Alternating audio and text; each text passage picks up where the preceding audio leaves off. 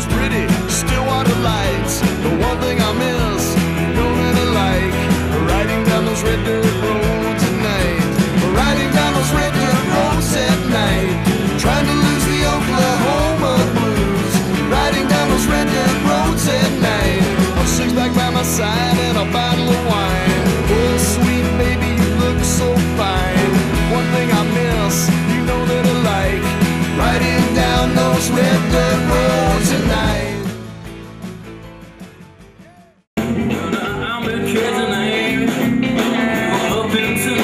Many people consider all music that has country roots and is anti-Nashville as red dirt. However, there are a variety of other theories on what red dirt is. The following film will give you an inside look at the artists, history, lives, frustrations, and stories behind the music deemed red dirt. To me, it was taking all the different influences and kinds of music that have come through Oklahoma, Western swing, jazz, rock and roll, country, bluegrass, blues, Tejano, Cajun music, folk music, taking all those different styles and just combining it into something that was our own. The reason we started calling it red dirt music is because we got tired of saying we played bluegrass, blues, country, folk, rock and roll, Western swing. You know, it just got too long to say, so we just started calling it red dirt music, and the term took off. In Oklahoma, see, we have the distinction and the pleasure and the honor of, you know, being in the middle of the country where great highways come together. Route 66, which we're on right here, I-35, I-40, you got east and west, north and south crossroads. All these influences came together in Oklahoma, and it's just like a big stew. If you throw in all these ingredients, it's greater than the sum of the parts. You know, that's kind of what red dirt music is. It's a little bit of country, rock, bluegrass, blues, you know, world beat, name it. It's all part of it. That's what Okies are. I think our music is red dirt because that's what it is. I don't think, I know it is. Because I learned from like the Indian Land record that we just put out. You know, that's the record that I want to do for 9 years because it was paying tribute to these people that taught me how to do it. I always say things like if Tom Petty was 20 years old in Stillwater, Oklahoma in 1993, then he'd be red dirt. Merle Haggard, you know, every person in this scene learned from Merle Haggard, guarantee it. There ain't one person in this scene that disrespects that person, that doesn't know one song. I know that for a fact. We have what we call hag-offs. Everybody's sitting around together and we'll just play hag songs until somebody runs out. But, you know, that's the music that we play is what we learned from the old school cats like Haggard and Willie. You're right about things that happen, you know. I mean, how many times has Willie wrote about getting busted? Or Haggard written about going to prison? Nobody wants to hear that. I mean, it's bad news, you know. But I don't understand how, this is just my opinion, but how people listen to what they listen to now. You know, I mean, I'd rather listen to rap, you know. And Ralph Stanley killed more people in music than 50 Cent did. As far as the red dirt thing goes, I never really had in my mind what I thought it meant until recently, until we did this Indian Land record. And I learned about all these songwriters that are on the record, Tom Skinner and the whole bunch, Bob Childress, people that I didn't grow up listening to, just wasn't part of my, you know, West Texas world at all. And after we did that, I felt like I had a clear sense what that meant to me, you know. And that's kind of, that's those old guys from, you know, Stillwater, that's kind of what it is to me. But that's a new thing for me, you know. I didn't grow up like Cody and all these other guys in the middle of it. So, but now that we did the record, I think I have an idea. All right, red dirt to me. Red dirt music is more of a mindset than it is a genre or anything. I don't really like genres, but I think it's more of a mindset regarding associated around music that's come out of Stillwater and whatnot. It's more about you know, doing your own thing type. And to me, there's a group of musicians and bands, that whole farm scene, you know, Ragweed and all those guys, that they were in Stillwater in the 90s, and they have the right to claim red dirt.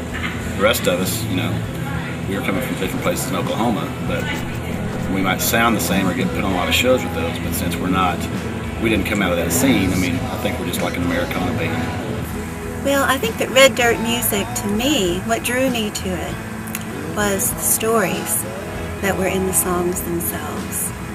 I think the music, melody-wise, it has a country roots sound to me, and a country rock sound too. My end, I come from bluegrass and very traditional country, but the lyrics in the songs tell a story. And they're gritty stories, they're fun stories about the life in Oklahoma. That's the way I see it. And the people who sing and perform the music when I came along in the early 90s was, they were people who welcomed you into the circle. And that is Red Dirt to me. I think any of the Red Dirt artists that you see, they really welcome folks, no matter who you are or what kind of music you play. You got the far right, you got the, I don't mean far right politically, I mean you got this one end of the rock and you got this end of the roots, like the bluegrass where I come from. Doesn't matter who you are, you know, it's a companion kind of a thing. I don't think you have to be from Oklahoma to be Red Dirt. I think it did start here, and the genesis of it was right here, not only in this town, but this spot at the farm.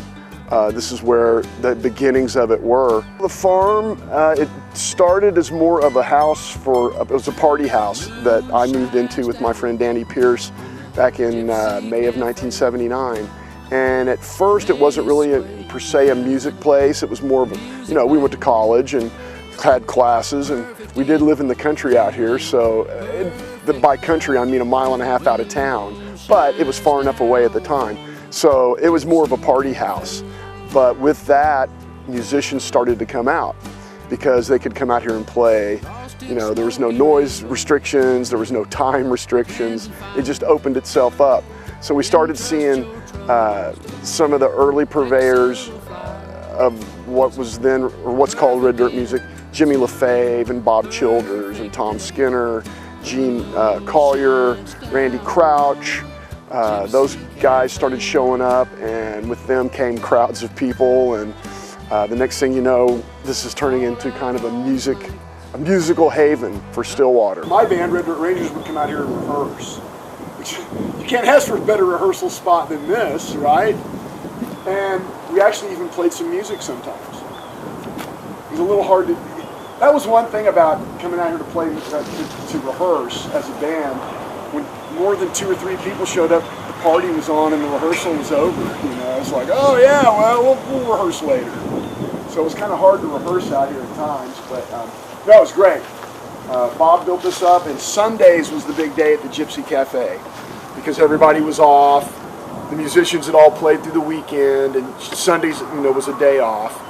And so we'd set it up, and we'd just, you know, somebody get up and do a few tunes, somebody else would get up and do a few tunes, they'd jam together. Just big fun here at the old Gypsy Cafe. And this is the Gypsy Cafe. You know, there's a song, Gypsy Cafe, that Bob wrote. Mm-hmm. Have you heard it? I have heard it. Oh, it's great. You know? The perfect end to the perfect day. Mm-hmm. When the moon shines bright at the Gypsy Cafe. Mm-hmm. Love it. When I came to college out of high school, I met a lot of folks who played music in the bluegrass area of that genre. And they invited me out one night to the farm to do some picking right where we are. Right here in this pasture. It's a pasture now, but at the time the farmhouse was here, and this was just the big yard. And there would be 5 or 6 or 10 groups of people in circles picking. And when we pulled up and I saw fiddles and mandolins and people of all ages, I just said, I'm home. And that was kind of foreshadowing because this became my home.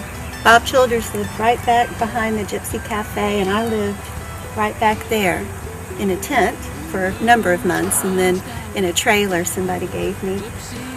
But I would hear people all the time during the day and night with a new song. You might have Cody Canada or Jason Boland or Stony LaRue, the younger set, the Rangers. Anybody would come out, Mike McClure, have a new song. They'd share it with him, and I'd usually hear a lot of it. And sometimes it would be right in this area where we had a bonfire, we had a fire pit. And then Bob would play his new songs for me, and he'd play old songs. I started writing, and he helped me out, and pretty soon he'd say, "That's a keeper. That's a good one. That's a good line." Or, "You might want to work on that line." So that's Red Dirt to me. It's a family thing.